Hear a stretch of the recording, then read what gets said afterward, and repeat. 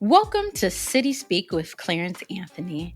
I'm Lauren Lowry, Director of Housing and Community Development at National League of Cities and co-lead of the Housing Supply Accelerator.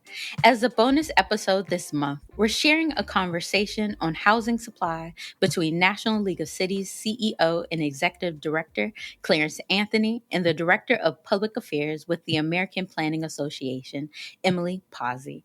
NLC and the American Planning Association partnered to create the Housing Supply Accelerator Playbook, Solutions Systems Partnership. The playbook is a resource designed to support communities in navigating their housing supply challenges and a call to action to embrace complexity and champion collaboration. The conversation originally aired as an episode of the APA podcast.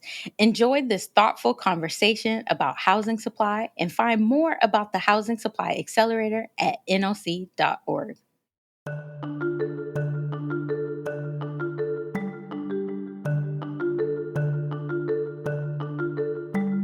Hello, and welcome to another episode of the APA podcast. I'm your host, Emily Pasi, Director of Public Affairs at the American Planning Association.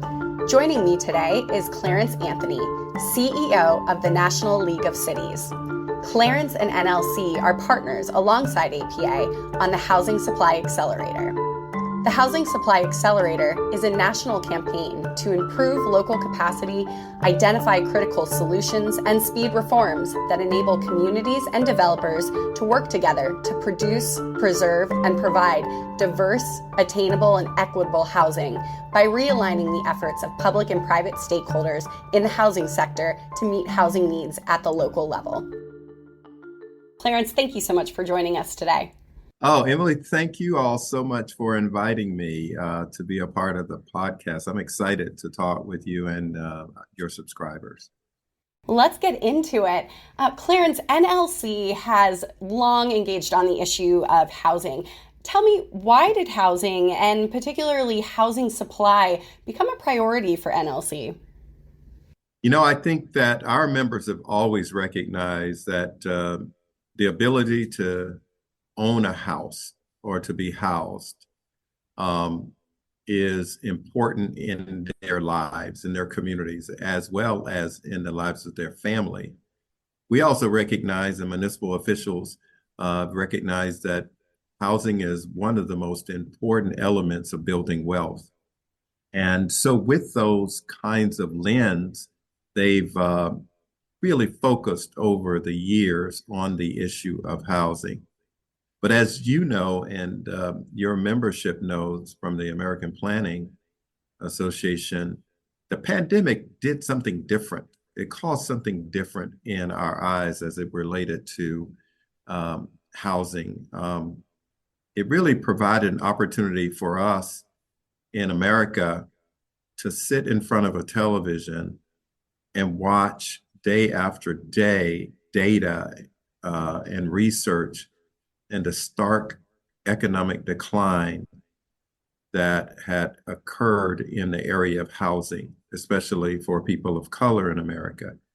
So it was the moment that we said, wow, this is something that we've been focused on for years, but it's more time now to make a stronger commitment to the issue of not just affordable housing, but quality housing, access to housing of all sorts, whether it is the purchase of a housing unit or the mere fact of renting a place in America. So I can't believe that I'm still saying this after being in public policy for all of these years, but it's still on the forefront. It's still a priority as it relates to policy issues, as the emergency, federal emergency programs like emergency rental assistance, community block grants, CDBGs, home improvement partnership programs. I can go on and on. These are essential programs to cities, and therefore they're essential programs to elected leaders. And of course, there are programs that are important as it relates to housing crisis in America, and that's why it's important to the National League of Cities. And why was it important for elected officials to come together with community planners specifically to address this housing supply crisis that we're facing? What perspectives is it that planners bring to the table, bring to elected officials that position them for success on this issue? You know, I think back, and this is a throwback week, if you will, in my mind. I was in grad school at Florida Atlantic University in my planning program. And Dr. Jim Nicholas gives me a plot of land, and every planning student has experienced this, and said, we want you to develop create a development, and one that will provide housing, job opportunities, recreational opportunities. So I got a chance to create my downtown. And so I did it. And I made this presentation. And the element that he did also say that I forgot, he said, and you have to make money off of this. So it has to be, you are the developer.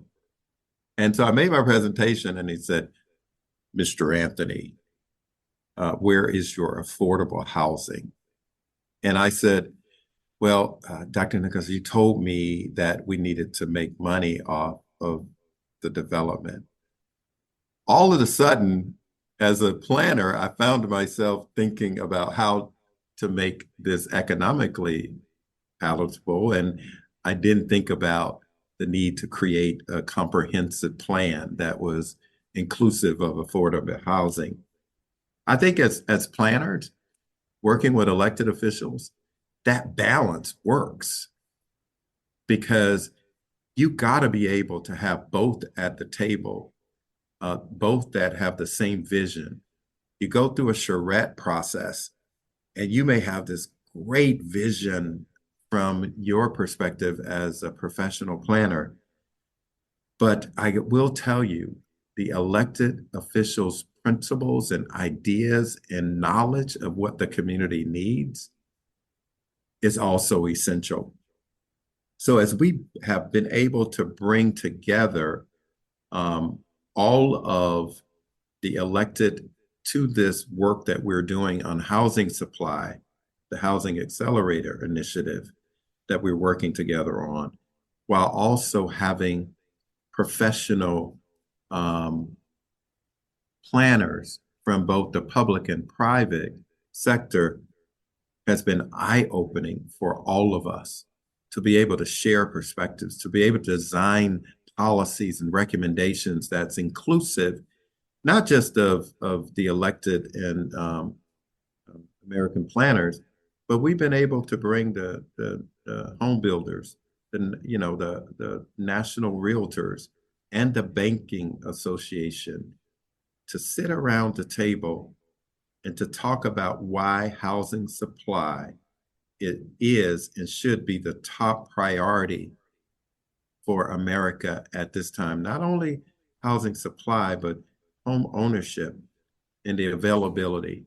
So I think back, I knew nothing about stacks at that time. I knew nothing about, how do you really zone property to be and deal with the density issue at that. This was my first planning class. And I don't remember if I passed or not, but I got my graduate degree. So that was all that was important.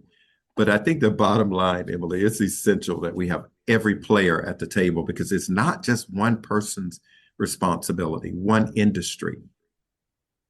We got to be able to sit down and to learn about what is the banking need, what are the banking needs to be able to provide affordable housing, what are the land issues, what are the infrastructure issues that we're going to face, and then also, what about the community?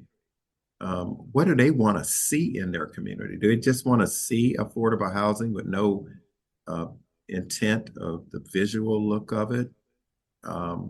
So that's why both have to be at the table, but it has to be more than even the elected officials and the planners.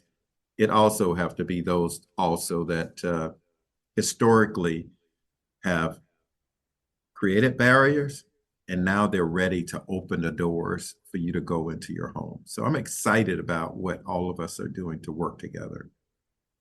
Well said. It's about bringing all of the players in that housing ecosystem together to find those common solutions and move those forward.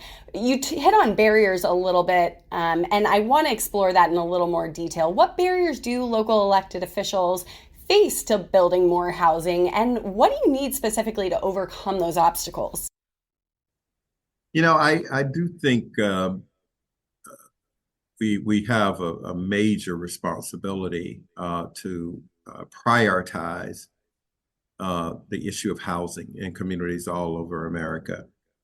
Because this conversation, if I'm honest, sometimes point fingers at the elected or the government level, talking about the zoning issues or the permitting issues, time to get permits. I think that the real opportunity here for municipal issues is to set a table and talk about what your responsibility is as an elected in your fiduciary responsibility to carry out housing policy in your community. I think the first thing we think about is we have a responsibility for the health and safety of those residents that live in that community. In our inspection process, in our zoning processes, in our approval process, if a development or a housing home falls down and apart, the first people they're going to look at is how could that local government approve that development that is not safe? Also, why are they approving these projects that are all on top of each other with a church on one side and a nightclub on the other side next to a school? I could even go further, next to a school with my house, my personal house. Now that's really bad, but that's the fiduciary responsibility that we have to make sure that whatever we approved is coming to the community that we live in, the place that we want to call home. However, there are some ways that we can work to make sure that the community recognize that we do take that responsibility serious. One is what we got to do: public outreach and public education at the beginning of the process. Let's make sure that we engage the community on the land use issues. Let's make sure that we talk to the developer, the bankers, to make them understand what process that we are and need to go through in order for this project to be approved. I think that we also need to educate everyone about our policy process in advance so that you can put together your financing and your planning of your construction in line with the local government's programming and process. I also think that to overcome this, we got to make sure that we create an intergovernmental framework to make sure that we talk about what housing supply we want to preserve and what housing supply we want to improve. Again, all of this is about communicating,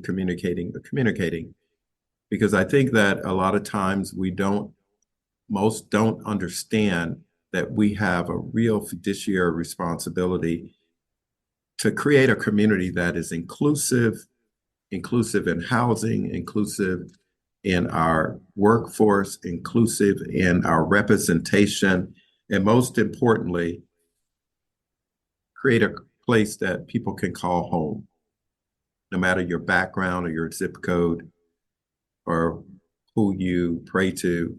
It should be a place that you can call home. And I think that elected officials feel that they have a responsibility to do that. But where we're not, we need to hear it and work with those other partners to make sure that they have the tools and techniques they need to be able to achieve their goals of building homes that are acceptable in our communities. And this is really where the NLC APA Housing Supply Accelerator Partnership comes into play. You've alluded to this a little bit, Clarence, but talk really specifically about how the partnership can help to address the barriers that you just identified. You know, I don't know if people recognize this, but this was the first time this has ever happened, ever in America, in the world. You know, I always have to go bigger than neighborhoods in the world. The world, it really did. It was an opportunity for us to address the barriers, to talk through those challenges. And at the national level, the Housing Supply Accelerator, it just allowed city leaders and local leaders, elected and community planners, to provide their perspective, to have a conversation, to learn from each other in a collegial manner, and to ask questions about why you're doing that, the role of cities and the role of the private sector in regards to helping to create or address the shortage. Just imagine that, sitting at a table having a conversation in 2024 and not pointing fingers, but looking for solutions. And so it aligned these stakeholders in a way to really focus on the pipeline that had not been done in the past.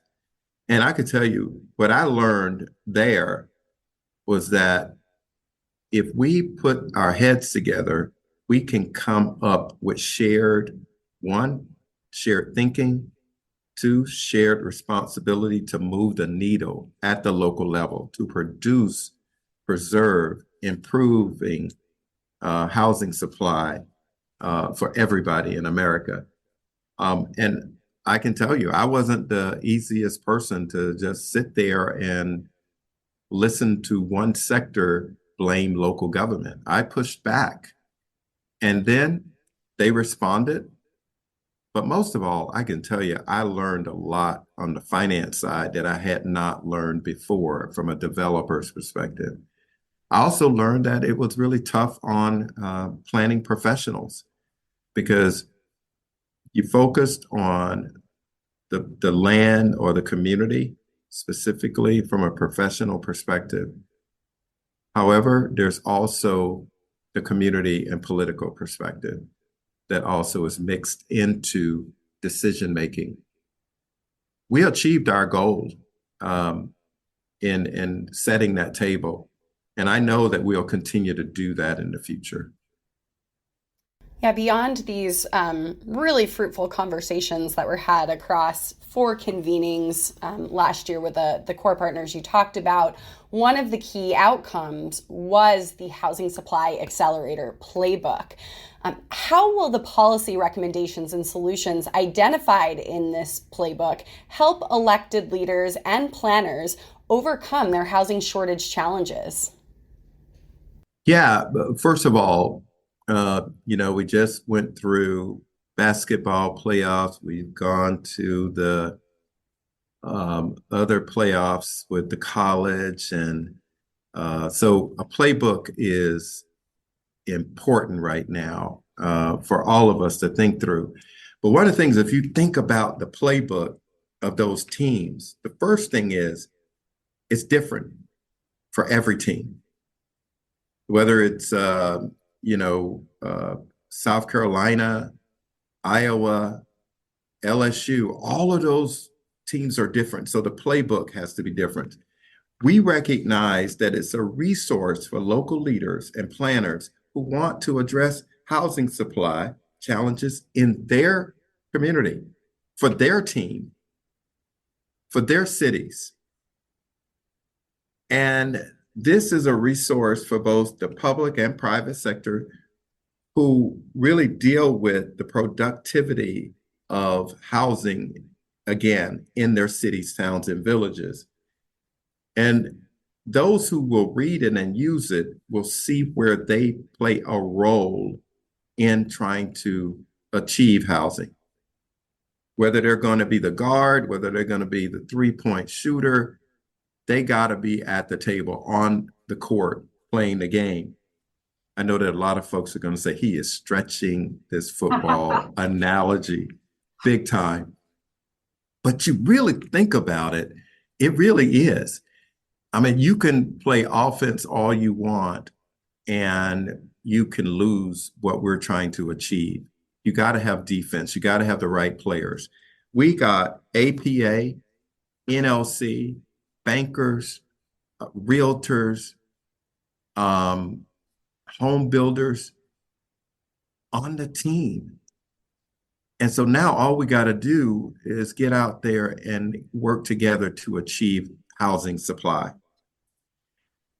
I think my analogy, if nothing else, says this: we need to make sure that people recognize in their communities that one size does not fit all.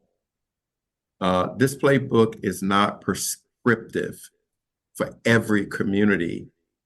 Every recommendation won't work in every community, but it acknowledges the unique challenges that communities face. I'd say it recognizes that there are different markets in communities, financial needs in communities. So it's just a range of ideas and solutions that can be tailored or adapted to your community. But the bottom line, we encourage local leaders to engage with housing-related stakeholders, both public and private sector, and gain a deeper understanding of their local housing supply challenges, and encourage cities to seek to learn from peer cities.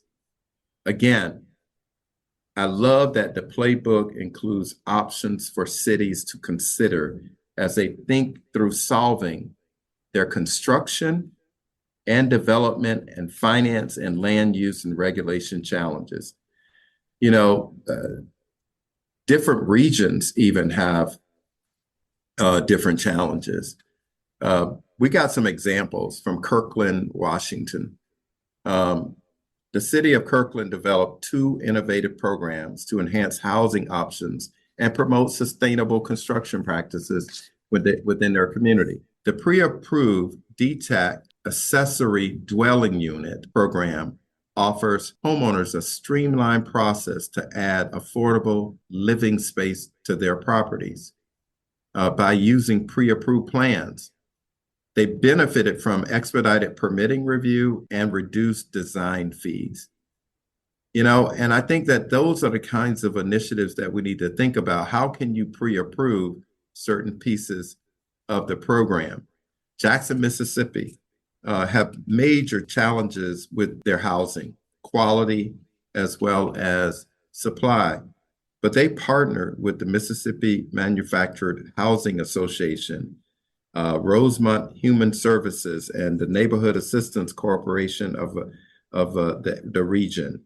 And they launched an initiative to boost quality, affordable housing options through manufactured home.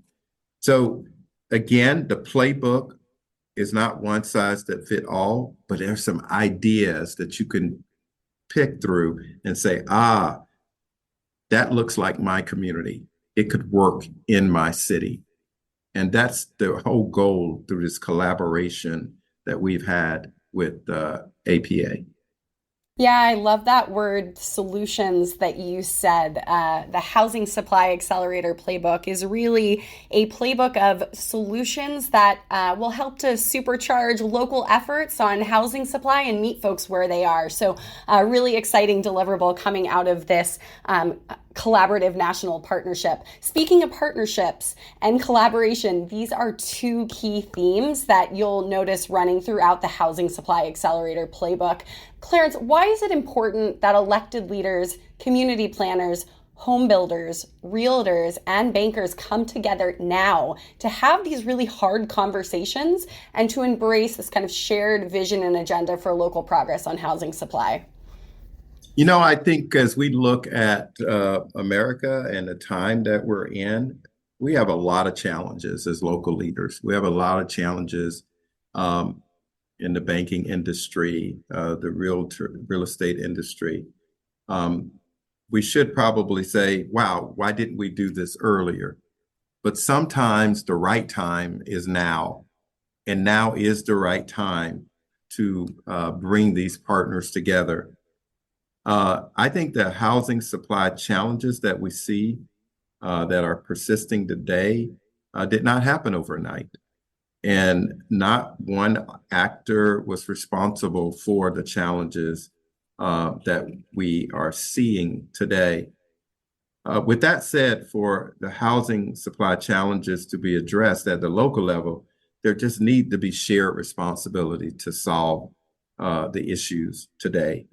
And we at the National League of Cities, we recognize that it will take our elected leaders, community planners, home builders, realtors, the financial institutions to take part of recognizing that in history, all of us had some responsibility to play in our housing and zoning laws, the permitting processes that we have, the banking practices that we've had, the real estate practices that we've had that have caused some of the challenges that we've had within our communities. And with that responsibility, it's that time now for us to set the table, to listen to each other, learn from one another, and have hard conversations about how we're going to work together to overcome some of the challenges that we've had in the past. We got to, I would use the word, embrace a common vision about what we want in our community and understand that we're not going to agree on everything, but we can find actionable ways to come to some consensus that gets to the bottom line of this dream that everybody in America has when they were little. I want a home. I want a place that I can raise my kids. I want to be able to drive into a community, drive into my garage or my parking spot and say, I live in this city, I live in this community, and I'm going to help to improve that community. But when you don't have an investment in a place and you don't have something that you feel like you can build wealth and grow your wealth and grow your family and look across the street and see a park or a place that you can buy your morning coffee, that's not a place that you're going to call home. We have to be committed to working with stakeholders to help people achieve that dream. Well, that's what I'm about in my role every day, is to be able to think about how do we create those kinds of strategies that can help people live that dream and build their wealth for their family. And what does this work with a broad coalition of core partners mean for future local, regional, and state efforts modeled on the Housing Supply Accelerator? Well, I think it means to the National League of Cities and me and APA and others that we're finally getting on the same page, that we're finally not pointing fingers at each other, but we're pointing at each other saying, so how are you doing that? We're working with each other to be able to create ideas that we can share. We're working through a coalition to create a framework for both the public and private sectors that we can do this at a national level. We're not asking the federal government to help us solve this issue. We're not asking the state government to solve this issue. We're working with local leaders, national home builders and local home builders, and we're proposing that we create this coalition that works across construction, development, finance, land use, and regulations, and workforce and infrastructure issues to address affordable housing and the supply shortage in America. Again, this has never happened ever. And I hope that we can continue to create this table that we may, in fact, think that we actually forgot a partner that we should invite next time. It can be neighborhood groups that can be at the table. Community development corporations could be at the table. We can dream about who else should join this team that we've created and see if, in fact, we got the right people on the team at the table to come and address this major challenge we have in housing supply. Well, I can say at APA, we're encouraged because we're already seeing some of our chapter organizations and individual members asking the question, coming up with proactive ideas around how we can make this table bigger, build these collaborations out at the local and other levels. So very, very exciting work here that we hope continues and spurs more of here in the future. Clarence, what's next for NLC's work on housing and the Housing Supply Accelerator Partnership? Well, this work is something that I'll share that says that, again, it didn't happen overnight, and we need to continue to do this work in partnership with the American Planning Association.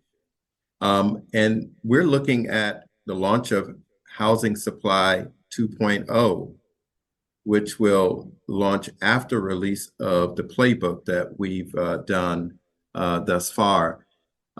Through the Housing Supply Accelerator 2.0, I look forward to our organization releasing resources that will assist our members with producing, preserving, and improving the quantity and quality of housing units. And I'm going to say again, the quality of housing units, because we can see that we may have a supply in some community, but I can tell you small and rural communities, the quality of the housing, the water systems, the pipes, the infrastructure, upgrading existing dilapidated housing should be a focus as well. So we plan to double down on our work on housing. We're going to continue to release resources and technical assistance that will help our city leaders make decisions to tackle this tough issue, especially around evictions, homelessness, working with institutional investors, looking at the issue of displacement. So there's so many other topics that I think APA, as well as our other partners, can help inform this work as a team. And if we do this together in the way that we know that we could achieve this goal, we will be the national champions every year, Emily, and we'll be able to hold up our arms every year with that trophy and say, okay, this year we won, and then next year we will win. And I believe that we will be the MVPs with this program, and everybody is going to see what we did, and they're going to try to model their partnerships the same way that APA and NLC has done. That's my vision. And I'm sticking to it, and I'm excited about it. Clarence, I love how you managed to pull that sports metaphor all the way through this to the very end. Incredible. Well, APA certainly shares your commitment to tackling the nation's most difficult housing challenges before us, certainly housing supply first and foremost. And thank you, sir, for your time. Once again, joined today by Clarence Anthony, NLC CEO. Clarence, thank you again for your time. And thank you all for having me. And let's keep this partnership going. I'm so excited about it. Thanks for listening to another episode of the APA podcast. Visit APA's website to learn more about the Housing Supply Accelerator. To hear previous episodes, visit us at planning.org/podcast. You can also subscribe to the APA podcast on Apple Podcasts, SoundCloud, Spotify, Overcast, or wherever you get your podcasts.